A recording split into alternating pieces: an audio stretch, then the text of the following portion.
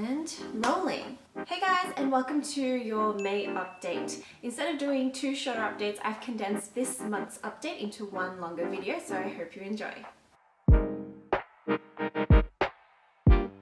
In my first update, I found it really interesting because a part of the government's $1 billion plan to support some of the Australian industries affected by COVID-19, Australia's partnered with Qantas Airways and Singapore Airlines to start exporting seafood and other Australian produce from Queensland and South Australia to Hong Kong, China, and Thailand. The Trade Minister Simon Birmingham says it's really going to help exporters who have had some of their usual trade routes disrupted by the pandemic. I guess all those seats that don't have our bums filled on them aren't going to waste after all.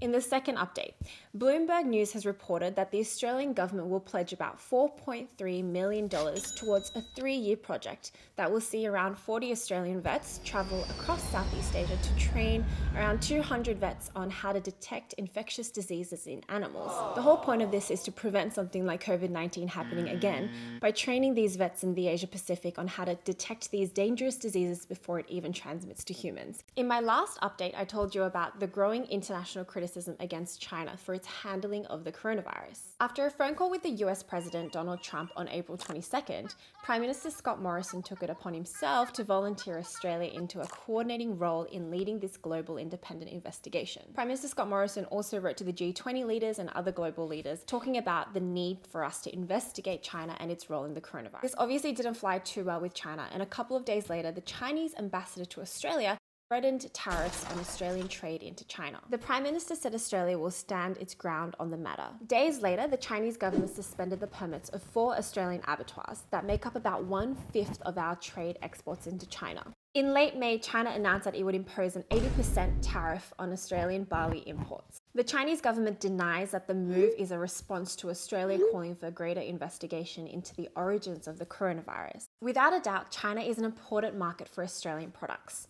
2/3 of our entire farm production is exported to China every year. And last year, barley alone accounted for $600 million worth of trade. There's a lot of different factors that come to play when we're talking about the China-Australia trade relationship. Anti-dumping tariffs, anti-subsidy tariffs, and China's anger at the way Australia calculates duties against Chinese companies. I'm no foreign policy expert, and I'm not an economist either, but what's concerning and why I'm bringing this topic up is because there's always been a direct correlation between an economic downturn and the level of racism and discrimination in our society. During the Great Recession in the 2000s, Italy and Britain also experienced growing tension with its immigrant population. It's because when we feel like our jobs are insecure and our livelihoods are threatened, we look for a scapegoat, someone we can blame, a group that we can justify for our fear and the lack of control we're feeling. Most of us will agree that there's no place for racism. We're going to have to be really careful about the way we talk about even the economic and the trade relationships between Australia and China, because with misinformation and with a lot of fear and anger in the mix, it can actually have very harmful and real effects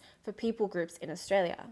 An article in The Conversation says Chinese people in Australia are typically stereotyped as competent but cold, and that's going to be a characteristic that makes them an easy target if we go through an economic downturn, especially as Australia-Chinese trade relationship takes a bit of an ugly and questionable turn. Now, with all of that out of the way, I wanted to share some exciting and sweet updates as well. A bubble tea store owner from Melbourne actually experienced a lot of racial taunts. People called her the virus carrier outside of her store, but when she reported that story and shared her experience with the media, what she received was really heartfelt and encouraging. People from across the state and even from New South Wales sent her flowers and letters offering her support and apologising on behalf of the racist white attitudes that she had experienced. I think that's really uplifting because while we're still seeing footage of really racist and harmful attitudes out there, it just goes to show that that's not representative of the majority of our community, that there are people out there who are kind-hearted, decent, and well-informed. I also wanted to do a quick spotlight on a Melbourne-based artist, Eugenia Lim. Eugenia Lim is running a virtual tour of an exhibition called The Ambassador at a gallery in Bega. The exhibition basically tracks the Chinese-Australian immigration history. I'm not a Chinese person, but seeing